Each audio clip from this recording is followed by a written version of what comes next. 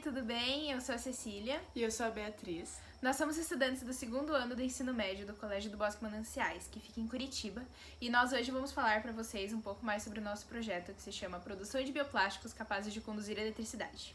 Essa ideia veio lá de trás, quando percebemos que o cobre, mesmo sendo o metal um dos metais mais baratos, continua sendo um peso enorme na economia do país, ainda mais quando ele é roubado muitas vezes por ladrões e por causa de revenda ou outras coisas assim.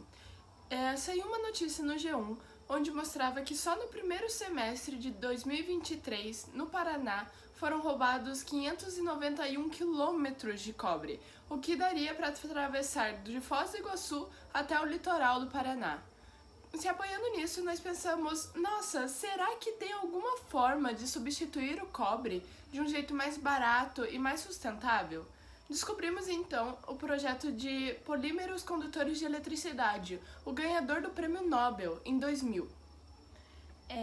Então, com isso em mente, a gente pensou, bom, será que, sabendo que existem polímeros condutores de eletricidade, será que a gente não consegue fazer maneiras mais sustentáveis de conduzir eletricidade a partir desses polímeros?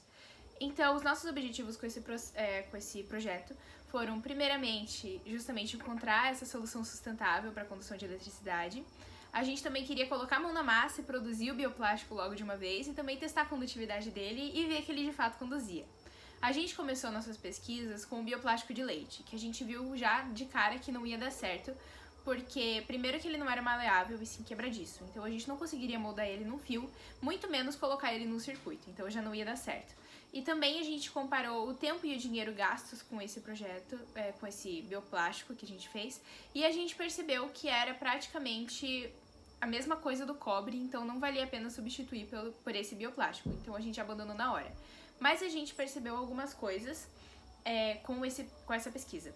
A primeira delas é que a gente não conseguiria fazer um bioplástico condutor de eletricidade em si, mas sim um semicondutor, que é um material que não conduz eletricidade naturalmente, mas quando ele é inserido alguma substância dentro dele, ou seja, quando ele é dopado, ele acaba conduzindo essa eletricidade, porque a estrutura química dele muda. A gente também percebeu outra coisa, daí vai para o nosso segundo ponto, que o semicondutor ele não consegue conduzir tanta eletricidade quanto um condutor natural normalmente consegue. Então a gente não conseguiria usar o nosso bioplástico como um substituto oficial do cobre, mas sim em circuitos menores, como por exemplo algum brinquedo ou algum circuito com LED que não precise de tanta corrente elétrica passando, mas ao mesmo tempo precise de um circuito. É claro que a gente não ia conseguir usar, por exemplo, para o abastecimento de uma cidade, mas a gente poderia usar o nosso bioplástico para coisas menores. Pensando nisso, nós passamos logo para o nosso próximo projeto de bioplástico, que foi a base do bagaço de cana-de-açúcar. A cana-de-açúcar é uma coisa que já vem no nosso Brasil há muito tempo, desde a economia da cana-de-açúcar, estando presente até hoje como base de vários produtos, como o próprio açúcar, o caldo de cana, o etanol, uma coisa super usada hoje em dia. Mas boa parte desses produtos não vem exatamente da cana inteira, e sim do caldo da cana que sai quando ela é espremida. Quando isso acontece, existem dois produtos, o caldo e o bagaço. O bagaço normalmente é jogado fora enquanto o caldo é usado. Esse bagaço é jogado fora em quilos todos os dias aqui no Brasil, e isso acaba gerando uma grande quantidade de lixo. Mesmo sendo natural, ele ainda é considerado um lixo bem volumoso. Pensando nisso, nós olhamos para aquilo e pensamos, e se nós transformarmos o que chamamos de lixo em alguma coisa que podemos usar no nosso dia a dia, uma coisa que poderia ser útil e sustentável para a nossa sociedade?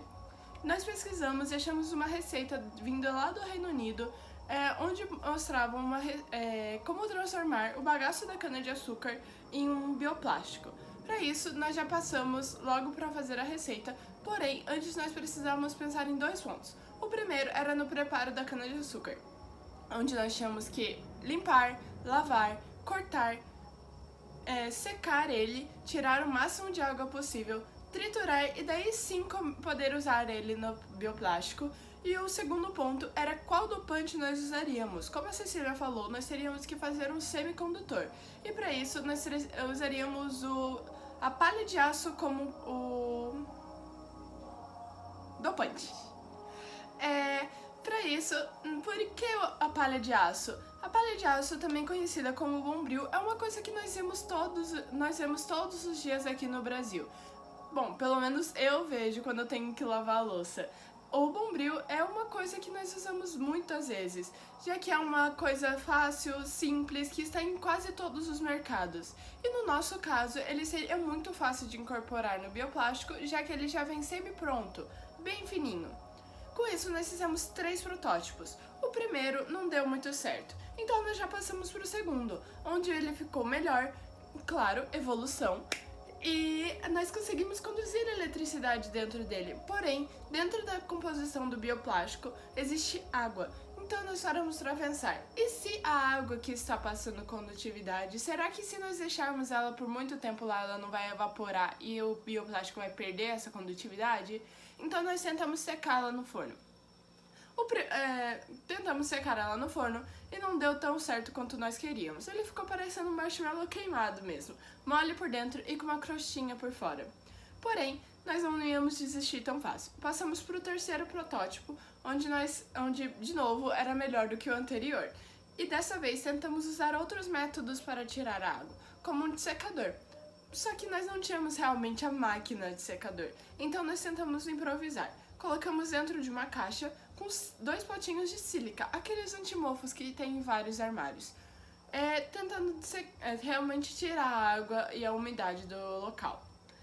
Deixamos 4 dias naquela caixa organizadora e deu muito certo. Eles realmente ficaram mais firmes do que antes. Então, a gente decidiu, depois que eles ficaram mais firmes, a gente ainda percebeu que eles ainda estavam meio moles. Então ainda tinha água dentro deles. Então a gente pensou em colocar no forno de novo. Só que a gente foi um pouquinho exagerada e a gente colocou no forno a 230 graus por 20 minutos. O que aconteceu foi que quando a gente chegou lá, os bioplásticos estavam cheirando queimado, eles tinham derretido, se misturado todos e eles estavam completamente pretos.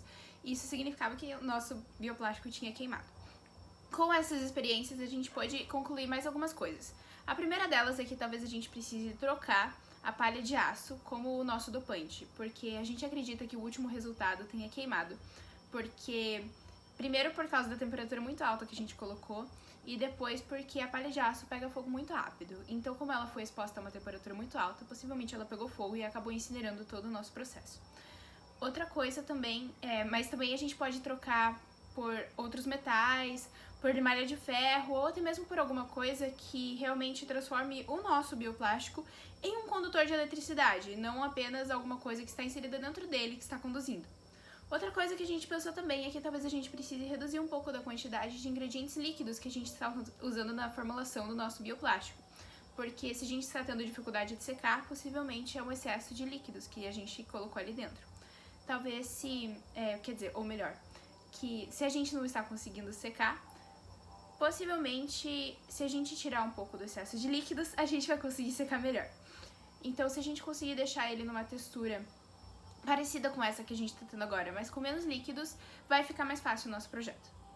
Bom, nós não temos nenhuma parceria até agora, mas temos 3 coisas que nós queremos fazer para testar realmente a qualidade do nosso bioplástico. A primeira é a análise termogravimétrica, para ver se ele realmente vai conduzir eletricidade na realidade, para ver exatamente se ele vai aquecer enquanto ele conduz eletricidade, o que não seria muito bom, pois se ele aquecesse muito, ele poderia danificar o sistema em volta. A segunda coisa é a espectroscopia no infravermelho, para ver a diferença química do bioplástico antes e depois da dopagem. E por último, a microscopia eletrônica de varredura, para ver se o dopante está uniforme em todo o bioplástico, uma coisa que nós podemos observar nos outros protótipos que não estava acontecendo. É isso, muito obrigada por terem assistido o nosso vídeo. Tchau!